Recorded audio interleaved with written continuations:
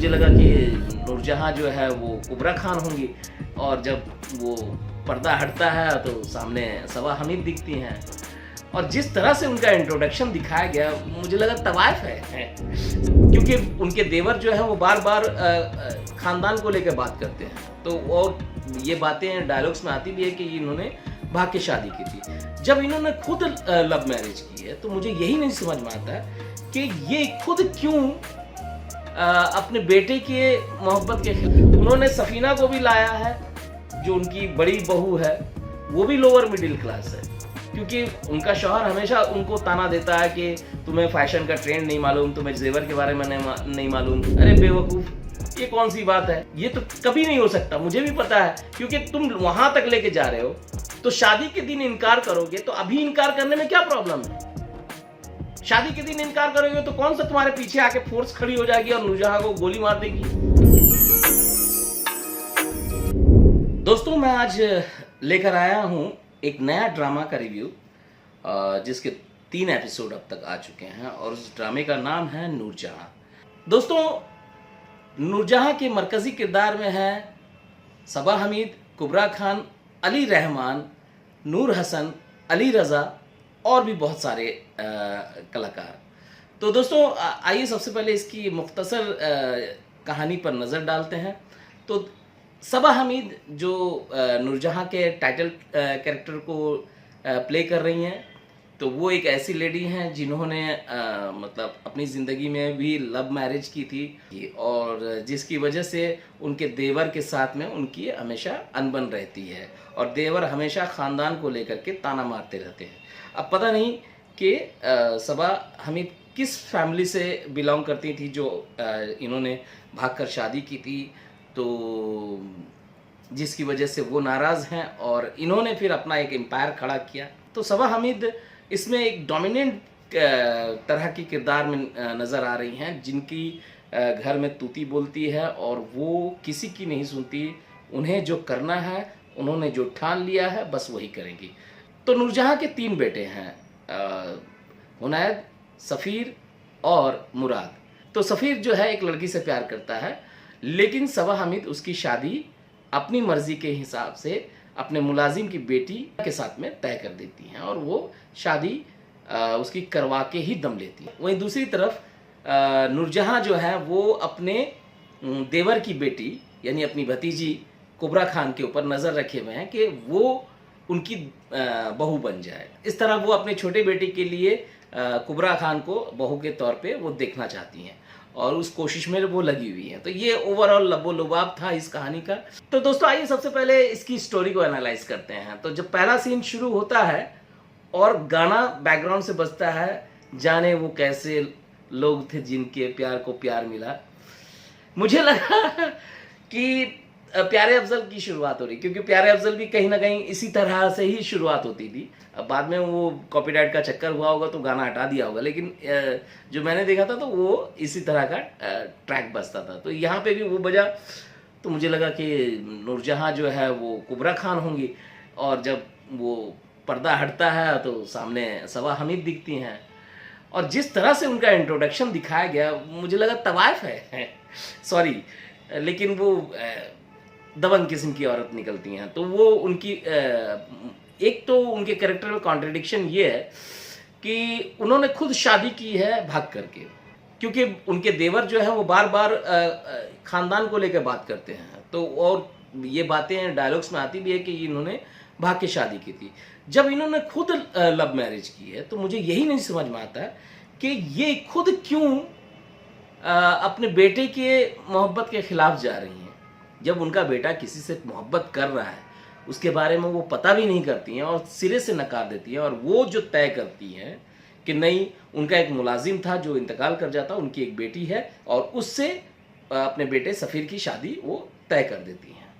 और यही थोड़ा सा कॉन्ट्रडिक्शन है, क्योंकि जो लेडी खुद मोहब्बत करके शादी की है तो वो कैसे मतलब जो है किसी की मोहब्बत से एतराज़ रखेगी। तो अब देखिए दोस्तों, यहाँ पर सफ़ीर और हुनैद बात कर रहे हैं, और हुनैद उसको कहता है कि सफ़ीर को कि तुम्हें मालूम होना चाहिए कि हमारे ख़ानदान में लव मैरिज की इजाज़त नहीं है। तो ये कैसे हो सकता है, क्योंकि भाई उनकी वालदा जो नूरजहां, उन्होंने खुद लव मैरिज की। और नूरजहां को भी ये समझना चाहिए कि जब उन्होंने खुद लव मैरिज की है तो फिर अपने बेटे सफीर की जो वो जिसे पसंद कर रहे हैं, नूरजहां नहीं चाहती कि वो वहां शादी करे। नूरजहां चाहती हैं कि उनका जो मुलाजिम है, जो इंतकाल कर चुका, उनकी एक बेटी है, उससे अपने बेटी की शादी तय कर देती हैं। तो ये समझ में नहीं आया, क्योंकि जो भी आदमी अगर लव मैरिज करता है तो वो दूसरों को लव मैरिज करने देता है। ज्यादातर केसेस में ऐसा होता है, लेकिन यहां पर थोड़ा सा उल्टा है, समझ में नहीं आता है। अब देखिए, नूरजहां जो है वो सफीर के लिए जो दुल्हन लेकर आ रही है वो एकदम लोअर मिडिल क्लास है। उन्होंने सफीना को भी लाया है, जो उनकी बड़ी बहू है, वो भी लोअर मिडिल क्लास है, क्योंकि उनका शौहर हमेशा उनको ताना देता है कि तुम्हें फैशन का ट्रेंड नहीं मालूम, तुम्हें जेवर के बारे में नहीं मालूम। तो कहीं ना कहीं वो इनकी फैमिली से नीचे है। तो जब क्लास डिफरेंसेस का कोई चक्कर ही नहीं है, तो यहां पर नूरजहां का अपने बेटे के खिलाफ जाना क्यों है, ये क्लियर नहीं हो पाता है। अब देखिए, नूरजहां जो है वो लोअर मिडिल क्लास फैमिली के लड़कियों को इसलिए अपनी बहू बनाती हैं ताकि वो उनके वर्चस्व में रहे, यानी कि उनका दबदबा रहे उन बहुओं पर। क्योंकि वो अपनी दोनों बहुओं को कहते हैं कि ये जेवर पहन लो, लेकिन इसको जल्दी से उतार के मुझे दे देना। तो वो सारी चीजों पे अपना कब्जा रखती हैं। लेकिन उनके देवर की बेटी को बहू बनाने का जो फैसला है वो किस मतलब परिस्थिति में, किस सिचुएशन में वो ले रही हैं, वो क्लियर नहीं हो पा रहा है कि क्यों वो अपनी बहू बनाना चाहती हैं ऐसी लड़की को जो जिसके वालिद इसके खिलाफ हैं। तो ऐसी लड़की को जो अच्छी सोच रखती है, एक अच्छी पढ़ी लिखी लड़की है और किसी भी तरह से वो माली हालत से कमजोर नहीं है कि वो इनके सामने दब जाए, तो ऐसी बहू बनाना ये तो जोखिम भरा काम होगा। तो एनीवे, अब देखिए, उनका बेटा जब भी उनको बात करने की कोशिश करता है अपने मोहब्बत के बारे में, तो वो दूसरी तरफ किसी को डांटने लगता है। कभी सफीना को डांटती है कि जग क्यों नहीं लेकर आई, कभी किसी को, कभी किसी को। तो इस तरह से वो बातों को डाइवर्ट कर देती हैं। तो ये बहुत ही अच्छी तरीके से क्रिएट किया है कि किस तरह से एक साइकोलॉजिकल दबाव बनाया जाता है किसी के ऊपर में। तो बेटा मजबूरी में, अब मुझे सफीर का कैरेक्टर थोड़ा सा क्लियर नहीं होता हुआ नजर नहीं आता, क्योंकि वो बार बार अपनी गर्लफ्रेंड को कहता है कि मैं बात करूंगा और इधर शादी की तैयारियों में लगा हुआ है। तो फिर कहता है कि मैं शादी के दिन निकाह से इनकार कर दूंगा। अरे बेवकूफ, ये कौन सी बात है? ये तो कभी नहीं हो सकता, मुझे भी पता है, क्योंकि तुम वहां तक लेके जा रहे हो। तो शादी के दिन इनकार करोगे तो अभी इनकार करने में क्या प्रॉब्लम है? शादी के दिन इनकार करोगे तो कौन सा तुम्हारे पीछे आके फोर्स खड़ी हो जाएगी और नूरजहां को गोली मार देगी? ऐसा क्यों? नहीं, ये राइटर का दिमाग है, क्योंकि ये अभी वो जानिसार में भी हमने देखा, वहां पर भी फराज ऐसे ही बोलता है कि शादी के दिन मैं बात करूंगा, शादी, और लास्ट में वो शादी कर लेता है। ये बहुत ही टुच्चा सा मतलब ये ट्रिक है जो ड्रामों में दिखता है, जो इरिटेट करता है, मजा नहीं आता है सब चीज से। तो वो फाइनली वही हुआ, शादी के दिन में वो बैठा है, ना बोलने वाला होता है कि चाचा नजर आ जाते हैं। अब चाचा को देख करके वो क्यों हाँ बोल देता है, क्योंकि उसका भाई बोलता है कि चाचा के सामने इज्जत नहीं खराब होना चाहिए। अरे तो भैया, कभी भी वो ना बोलता तो चाचा तो ताना मारते। वो आ गए तो कौन सा उनके सामने मना कर दोगे तो तुम्हें मतलब हवेली तुम्हारे नाम कर देंगे। तो क्लियर नहीं होता है थोड़ा सा कैरेक्टर। तो वो आ गए तो तुम वहां पर तुम्हारी माँ को कौन सा बेइज्जत कर दे रहे थे, जो तुमने उनकी इज्जत बचाने के लिए जो है हाँ बोल दिया।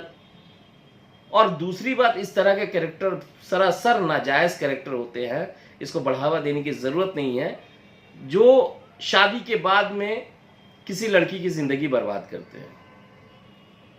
और ये उनकी गर्लफ्रेंड जो कैरेक्टर है वो बार बार कहती भी है।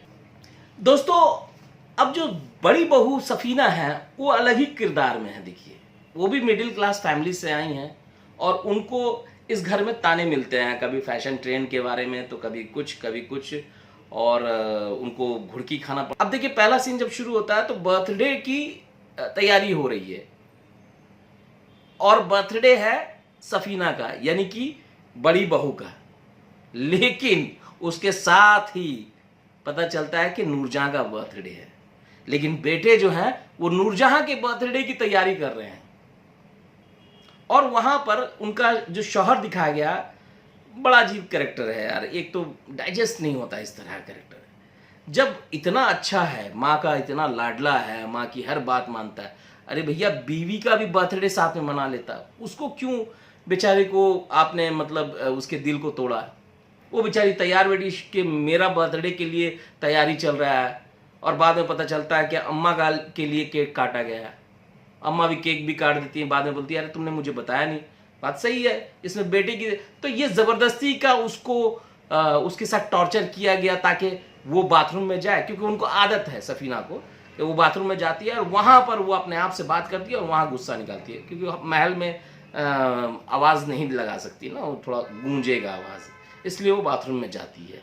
और यहाँ नूरजहां भी सुन लेंगी तो फिर तकलीफ हो जाएगी, इसलिए तो वो एक अलग ही तरह का किरदार है। तो दोस्तों इसी तरह की एक कहानी है, कहानी बहुत अच्छी है, और इसमें जो भी थोड़े बहुत पॉइंट्स हैं वो मैंने आपको 3 एपिसोड में जो नजर आया वो मैंने आपको बता दिया। ओवरऑल ड्रामा अच्छा है, क्योंकि जिस तरह से ड्रामे को बुना गया है वो आने वाले टाइम में बहुत ज़बरदस्त ट्विस्ट लाने वाला है, ये मुझे यकीन है। तो दोस्तों इसी तरह की बातों के लिए मेरे साथ बने रहिए। मैं आता हूं आपके पास में अगला ड्रामा का रिव्यू लेकर के, तब तक के लिए मेरे साथ बने रहिए। अलविदा दोस्तों, अपना ख्याल रखिए, लव यू ऑल।